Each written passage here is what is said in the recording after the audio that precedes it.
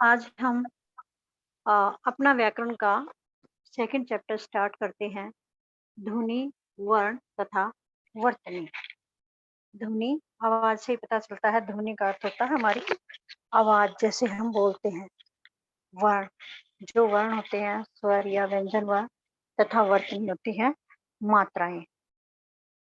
तो पिछले अध्याय में हमने पढ़ा था मानव मुख से उच्चारित होने वाली ध्वनियां ही मौखिक भाषा की आधारभूत इकाई होती हैं। इन ध्वनियों को दो भागों में विभाजित किया गया है। किस किस में? स्वर तथा व्यंजन में। तो इस अध्याय में हम क्या करेंगे? स्वर और व्यंजन को विस्तार से पढ़ेंगे। तो देखिए, स्वर तथा व्यंजन ध्वनियों के उच्चारण में अंतर को समझने के लिए उ तथा प ध्वनियों का उच्चारण करिए। उ तथा प ध्वनियों को आप बोलकर देखिए। प ध्वनि का उच्चारण करते समय आपका निचला ओठ ऊपर के होठ को जाकर स्पर्श कर देता है। आप प बोलते हो तो दोनों होठ मिल जाते हैं। दोनों होठ क्या करते हैं? आपस में स्पर्श करते हैं। इस स्पर्श के कारण मुख से बाहर निकलने वाली वायु के रास्ते में अवरोध पैदा होता है। अब जब आपने प बोला, दोनों होठ ओठ आपस में मिल गए, तो जो आपके मुंह से अंदर से वायु बाहर आनी थी, उसमें बाधा उत्पन्न हो गई। और ऊ के उच्चारण में इस तरह का कोई अवरोध नहीं होता। अब ऊ बोल के देखिए। ऊ बोलने में आपके मुंह से जो अंदर से हवा बाहर आती है, उसमें कोई बाधा उत्पन्न नहीं होती।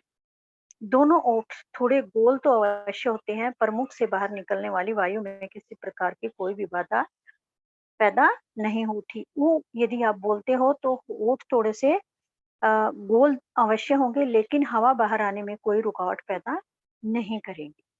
ठीक ऐसे ही च ध्वनि के उच्चारण में जीभ का अगला भाग ऊपर उठकर तालु को स्पर्श करता है। अब हम च बोलते हैं तो हमारी जीभ का जो अगला भाग है, वो कहाँ लगता है? जाकर तालु में ऊपर लगता है। उसको तालु बोलते हैं। जो ऊपर होता है ना गड्ढा सा, उसको जाकर हमारी जीभ टच करेगी तो वो तालु कहलाएगा। और हवा बाहर निकलने में फिर क्या होगा? मुख से जब उसमें च बोलने में जब अंदर से हवा बाहर आएगी तो उसमें रुकावट पैदा होगी। और अ के उच्चारण में जीभ ऊपर तो उठती है, पर ज्यादा जोर से नहीं उठती। वायु का रास्ता अवरुद्ध हो सके, ऐसा नहीं होता। अ के उच्चारण में भी हवा बाहर निकलती है तो उसमें कोई बाधा पैदा नहीं हो सकती। इस तरह से ध्वनियों का उच्चारण दो प्रकार से किया जाता है। ध्वनियों का उच्चारण कितने प्रकार से किया जाता है? दो प्रकार से किया जाता है। कुछ ध्वनियों के उच्चारण में मुख से बाहर निकलने वाली वायु के मार्ग में रुकावट या अवरोध उत्पन्न होता है। ऐसी ध्वनियों को क्या कहते हैं? व्यंजन। कुछ ध्वनियों के उच्चारण में क्या होता है? बाहर मुख से बाहर निकलने वाली वायु जो होती है, उसके मार्ग में अवरोध या रुकावट उत्पन्न होती है, तो उसे क्या कहते हैं? व्यंजन ध्वनियां। उसके बाद है सेकंड, कुछ ध्वनियों के उच्चारण में मुख से बाहर निकलने वाली वायु के मार्ग में रुकावट या अवरोध उत्पन्न नहीं होता। ऐसी ध्वनियों को क्या कहते हैं? स्वर। जिनमें वायु के बाहर निकलने में अवरोध पैदा होता है, उसे कहते हैं व्यंजन ध्वनियां। और जिनमें कोई रुकावट पैदा नहीं होती है, उनको क्या कहते हैं? स्वर ध्वनियां।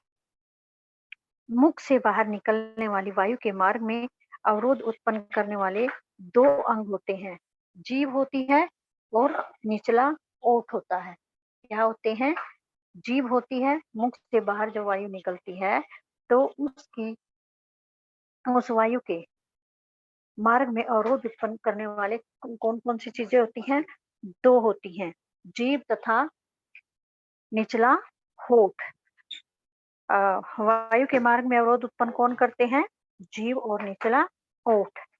स्वर वर्णों के भेद। स्वर वर्णों के दो भेद हैं। स्वर वर्णों के कितने भेद हैं? दो। हर्ष स्वर तथा दीर्घ स्वर। हर्ष स्वर तथा दीर्घ स्वर। हर्ष स्वर तथा दीर्घ स्वर का अंतर उच्चारण में लगने वाले समय के आधार पर किया जाता है।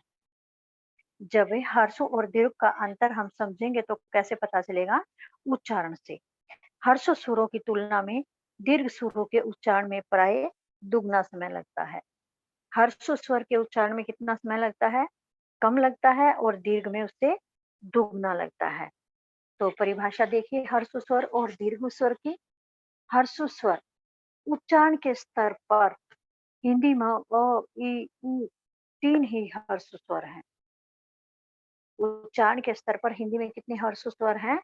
3 अ, इ, उ ये 3 हर्ष स्वर हैं और संस्कृत से प्राप्त री स्वर को भी हर्ष स्वर के अंदर ही गिना जाता था। परंतु हिंदी में इसका उच्चारण स्वर के रूप में न होकर के किसमें होने लगा? इसका प्रयोग व्यंजन के रूप में।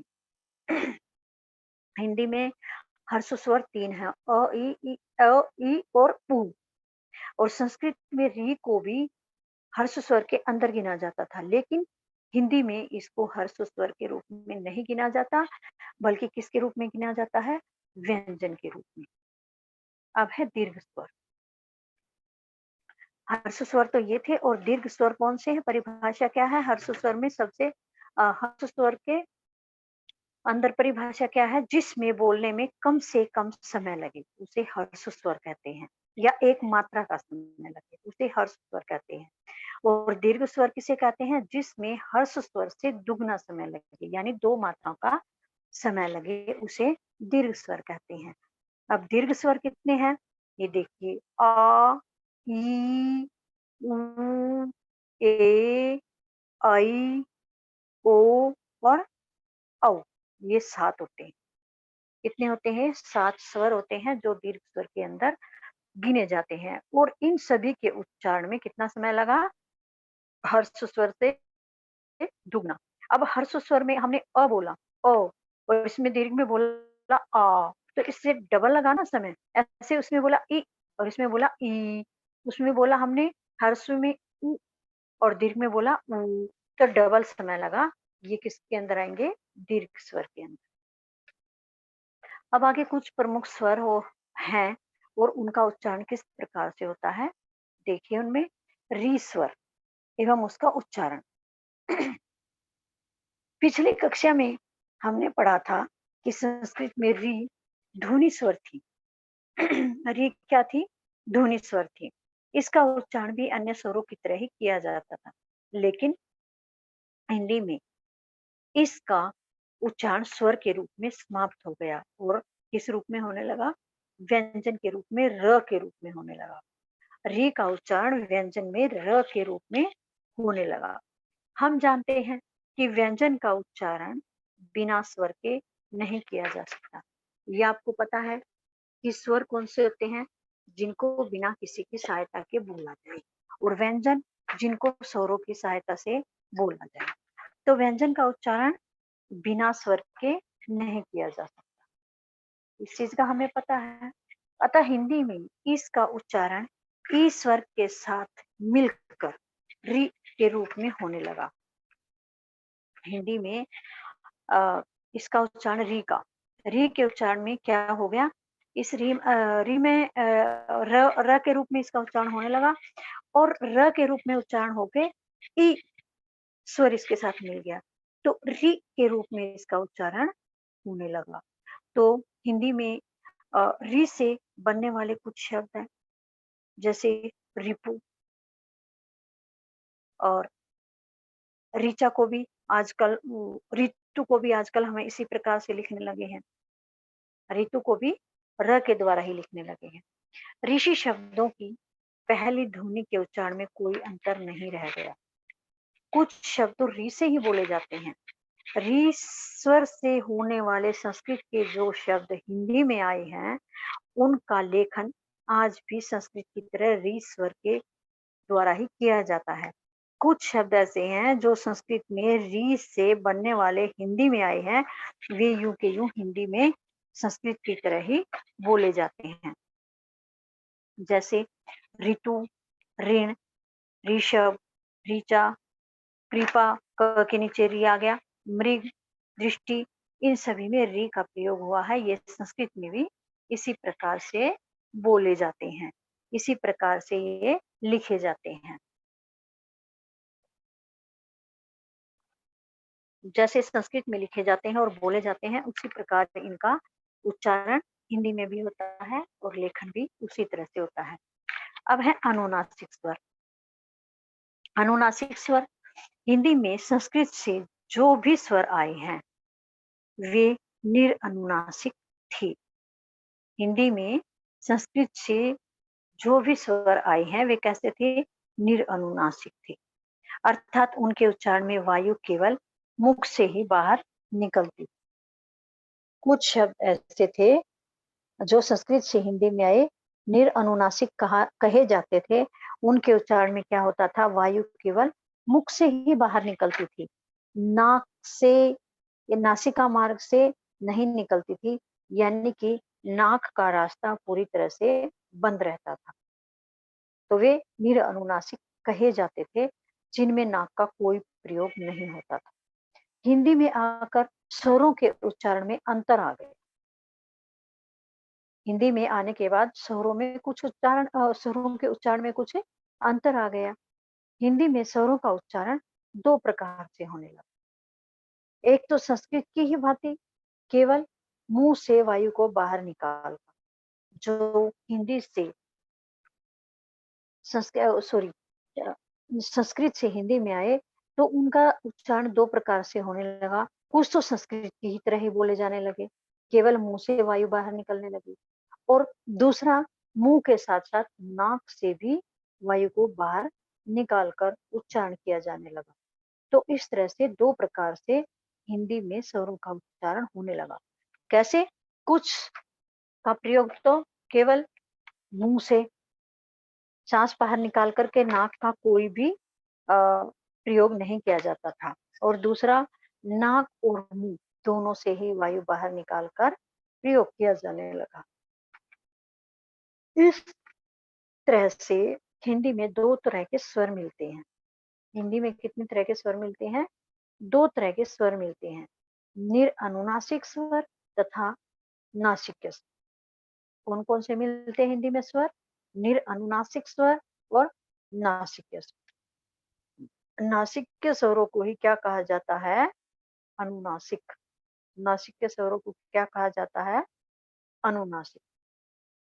अनुनासिक शब्द 2 शब्दों से मिलकर बना, अनु तथा नासिक या अनु जमा नासिक। अनु का अर्थ होता है पीछे-पीछे चलना, पीछे-पीछे चलना, और नासिक का अर्थ होता है नाक। नासिक्य को ही क्या कहा गया है? अनुनासिक। अनुनासिक का अनुनासिक कैसे बना? 2 शब्दों से मिलकर, अनु जमा नासिक। अनु का अर्थ है पीछे-पीछे चलना या अनुगमन करना, और नासिक का अर्थ है नाक। अतः जिन स्वरों के उच्चारण में वायु मुख के साथ-साथ नासिका मार्ग का भी अनुगमन करती है। क्या? जिन स्वरों के उच्चारण में वायु मुख के साथ-साथ नासिका के मार्ग का भी अनुगमन करती है, या नासिका मार्ग से भी होकर बाहर निकलती है, उसे अनुनासिक कहा जाता है। जिसमें वायु मुख के अंदर से बाहर आते-आते नाक से भी बाहर आती है, उसे अनुनासिक कहा जाता है। अनुनासिक स्वर। अनुनासिक को लिख कर व्यक्त करने के लिए 2 चिन्ह बनाए गए हैं।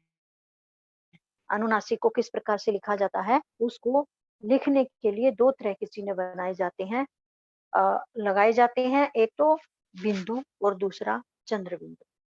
अनुनासिक को किस प्रकार से लिखा जाता है? बिंदु के द्वारा और चंद्र बिंदु के द्वारा।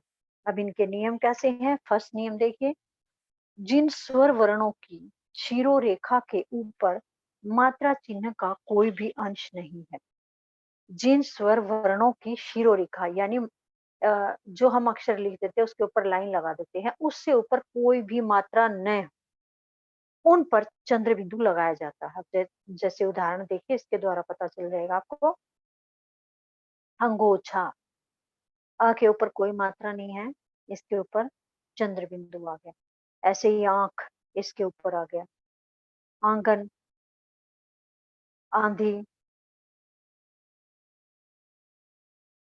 आंवला, जा चाँद, जाँच, मूँग, यानी कि लाइन से ऊपर इनके ऊपर कोई मात्रा नहीं है। इस कारण यहाँ चंद्र बिंदु का प्रयोग किया गया। अब सेकंड नियम है, जिन स्वर वर्णों के शिरोरेखा के ऊपर मात्रा चिन्ह का कोई भी अंश विद्यमान है, लाइन से ऊपर अक्षर हम लिखते हैं, उसके ऊपर लाइन लगाते हैं, उस लाइन के ऊपर कोई भी मात्रा चिन्ह हो, तो उस वर्ण के ऊपर बिंदु लगाया जाता। जैसे खींचना, ख के ऊपर ई की मात्रा है ना, तो इसके साथ अनुस्वार लग गया, ये बिंदु लग गया। खींचना, गेंद, इसमें भी मात्रा के साथ बिंदु लग गया। गोंद, गोंद में भी गो के साथ बिंदु लग गया। ऐसे ही 64, चौ, इसके साथ भी बिंदु लग गया। तो बिंदु और चंद्र बिंदु लगाने के ये 2 नियम थे। अब आगे व्यंजन तथा उनके भेद। अब हमने व्यंजन ध्वनियाँ पढ़ी हैं कि जिनके उच्चारण में मुख से निकलने वाली वायु के मार्ग में अवरोध पैदा होता है। व्यंजन ध्वनियों के भेद मुख्य रूप से 2 आधार पर किए जाते हैं। व्यंजन ध्वनियों के भेद कितने प्रकार से किए जाते हैं? 2 प्रकार से किए जाते हैं, उच्चारण स्थान और उच्चारण प्रियतन। 2 प्रकार से कैसे किए जाते हैं? उच्चारण स्थान और उच्चारण प्रियतन। अब उच्चारण स्थान के आधार पर भेद देखिए, उच्चारण स्थान से तात्पर्य है मुख के ऊपरी जबड़े के वे स्थान जहां जीभ या निचला होंठ पहुंचकर फेफड़े से आने वाली वायु के रास्ते में रुकावट पैदा कर। उच्चारण स्थान से तात्पर्य क्या है? उच्चारण स्थान हमारे क्या है, जिनसे हमारे मुंह के अंदर जो स्थान है उनका प्रयोग किया जाए जिन वर्णों को बोलने में, वो हमारे मतलब कि वर्णों के उच्चारण स्थान होते हैं। मुख के ऊपरी जबड़े के वे स्थान जहां जीभ या निचला होंठ पहुंच करके फेफड़ों से आने वाली वायु के रास्ते में जो रुकावट पैदा करते हैं, ये स्थान है कौन कौन से? ऊपर का ओठ, ऊपर के दांत, वर्ष, ऊपर के दांत के पीछे का कठोर भाग, जो ऊपर जीभ के ऊपर की साइड जो होता है, जहां जीभ जाकर टकराती बात करने में, च छ बोलने में, उसको तालु बोलते हैं। तालु, मूर्धा, कंठ, ये है उच्चारण स्थान। अब इन स्थानों पर अवरोध होने के कारण जो व्यंजन उच्चरित होते हैं, वे क्या कहे जाते हैं? जो वर्ण इनको टच करके आते हैं, जहां पर इन वर्णों को बोलने में ये अवरोध पैदा करते हैं, जो अवरोध पैदा करते हैं जिन वर्णों का, तो उन वर्णों को क्या कहा जाएगा? ओष्ठ्य, दंत्य, वर्च्य, तालव्य, मूर्धन्य, कंठ्य आदि। अब हिंदी में देखिए, इनके वर्ण कौन से, व्यंजन कौन से हैं और इनके उच्चारण स्थान कौन से हैं, इनको क्या कहा जाता है? अब है कंठ्य। कंठ्य वाले उच्चारण स्थान जो कंठ के द्वारा बोले जाते हैं, वे होते हैं कवर्ग। कवर के अंदर आते हैं 5 वर्ण, क, ख, ग, घ, ङ। ये होते हैं कंठ्य वर्ण। कंठ्य वर्ण, इनको कवर्ग भी बोला जाता है, क, ख, ग, घ, ङ को। फिर है सेकंड तालव्य। तालव्य को, तालव्य के अंदर चवर्ग आते हैं। चवर्ग में भी 5 वर्ण होते हैं। चवर्ग के अंदर 5 वर्ण गिने जाते हैं। 5-5 वर्णों का वर्ग होता है ये, कवर्ग, चवर्ग, टवर्ग, टवर्ग, वर्ग। तो चवर्ग के अंदर च, छ, ज, झ और य। इसके साथ य और श, ये भी तालव्य के अंदर गिने जाते हैं। कौन से? य और श। मूर्धन्य, मूर्धन्य के अंदर टवर्ग आता है। टवर्ग के अंदर 5 वर्ण होते हैं, ट, ठ, ड, ढ, ण। इसके अंदर ड और ढ श, ये भी मूर्धन्य के अंदर गिने जाते हैं। ड़, ढ और श टवर्ग होता है और 3 ये वर्ण होते हैं जो मूर्धन्य के अंदर आते हैं। हम बोलते हैं ट, ठ, तो हमारी जीभ ऊपर जाकर के गड्ढे में लगती है, उसको मूर्धा बोलते हैं। तो ये वर्ण मूर्धन्य वर्ण कहे जाते हैं। अब है दंत्य, तवर्ग। दंत्य का प्रयोग कहाँ होता है? तवर्ग के अंदर। तवर्ग में वर्ण आते हैं त, थ, द, ध, न, जो जीभ दांतों से टकराती है। त, थ, द, ध, न। अब हमारी जीभ है ऊपर वाले दांतों से टकराती है, तो ये दंत्य वर्ण कहे जाएंगे इन वर्णों को बोलने में। फिर है ओष्ठ्य। ओष्ठ्य में पवर्ग होता है, जहां ओठ का प्रयोग किया जाए। जिनको बोलने में होठ का प्रयोग किया जाए वे पवर्ग कहलाते हैं। पवर्ग वर्ण होते हैं। पवर्ग में 5 वर्ण होते हैं, प, फ, ब, भ और म। पवर्ग में कौन कौन से होते हैं? प, फ, ब, भ और म। उसके बाद है दंतोष्ठ्य। दंतोष्ठ्य होते हैं जहां दांत और ओठ दोनों का प्रयोग किया जाए। दंतोष्ठ्य, दंत प्लस ओष्ठ्य क्या बने? दंत दंतोष्ठ्य, दंतोष्ठ्य में होते हैं दंत प्लस ओष्ठ्य, यानी दांत और ओठ का प्रयोग जहां पर किया जाता है वे वर्ण होते हैं वो में हमारे ओठ भी ऊपर हुए और दांतों का भी प्रयोग हुआ। वो ओठ और दांत आपस में मिले। फ, फ, फ में भी दंत और ओष्ठ का प्रयोग किया गया है। तो ये दोनों वर्ण दंतोष्ठ्य वर्ण कहलाते हैं। इनका आपको ध्यान रखना पड़ेगा कौन से वर्ण क्या कहलाते हैं। अब द, मान लो हम द पूछेंगे, द कौन से वर्ण कहलाएंगे, तो आपको पता होना चाहिए दंत्य। आप बोल के देखिए, दांत का प्रयोग होगा तो हमारे जीभ ने है दांत को टच किया है तो ये दंत्य वर्ण कहलाएंगे। उसके बाद है वर्च्य। वर्च्य में आते हैं स, झ, र और ल। वर्च्य में कौन से आते हैं? स, ज, र और ल। ये वर्च्य के अंदर आते हैं। तो ये उच्चारण स्थान के आधार पर हिंदी के व्यंजन थे।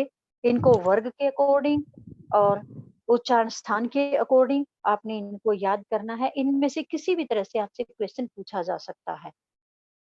य का उच्चारण स्थान बताइए, तालु।